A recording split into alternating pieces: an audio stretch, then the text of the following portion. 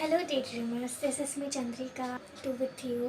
Personally मैंने ये पहली बार अपना फेस रिवील करके वीडियो बना रही हूँ, जिसमें मैं आपको आज पढ़ाने वाली हूँ। हम आज टॉपिक पढ़ेंगे ब्लड सप्लाई ऑफ हार्ट। तो हम पहले जानते हैं कि एक बार जब हार्ट ब्लड पंप करता है, ठीक है, अपनी बॉडी में सर्कुलेट करने के लिए डीऑक्सीजनेटेड ब्लड को ऑक्सीजनेटेड में बदलता है, तो हर एक बार पंप करने के बाद जो टोटल ब्लड वॉल्यूम होता है उसका 5% ब्लड जो होता है वो हार्ट के पास रहता है, ठीक है। फिर जो ब्लड वो 5% होता है वो हार्ट की वॉल्स तक या फिर हार्ट तक कैसे पहुंचता है हम ये जानेंगे, ठीक है।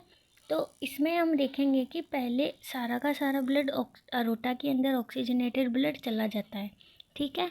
फिर अरोटा से दो ब्रांचेस निकलती हैं, राइट कोरोनरी आर्टरी और लेफ़्ट कोरोनरी आर्टरी, जो कि सिर्फ हार्ट को ब्लड सप्लाई करने का काम करती है, ठीक है।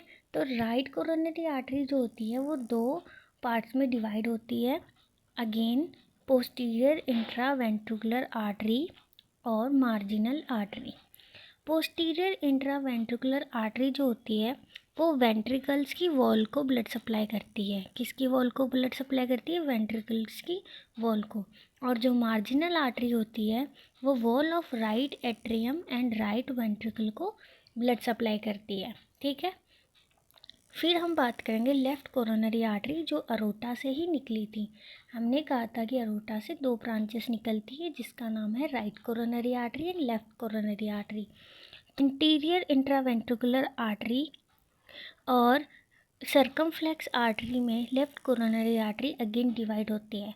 जो इंटीरियर इंट्रावेंट्रिकुलर आर्टरी जो होती है वो हमारे वेंट्रिकल्स की वॉल्स को ब्लड सप्लाई करती है, ठीक है, जो कि लेफ़्ट साइड में होता है। जो सर्कमफ्लेक्स आर्टरी होती है वो wall of left atrium and left ventricle को ब्लड सप्लाई करती है, ठीक है। तो इंटीरियर इंट्रावेंट्रिकुलर आर्टरी किसको ब्लड सप्लाई करती है? वेंट्रिकल्स की वॉल को, ठीक है। और जो सर्कमफ्लेक्स आर्टरी होती है वो किसको ब्लड सप्लाई करती है? Wall of left atrium and left ventricles, ठीक है। अब हम जानेंगे कि ये सारा ब्लड सप्लाई हो गया, पर वहाँ से डीऑक्सीजनेटेड ब्लड निकालना भी होता है।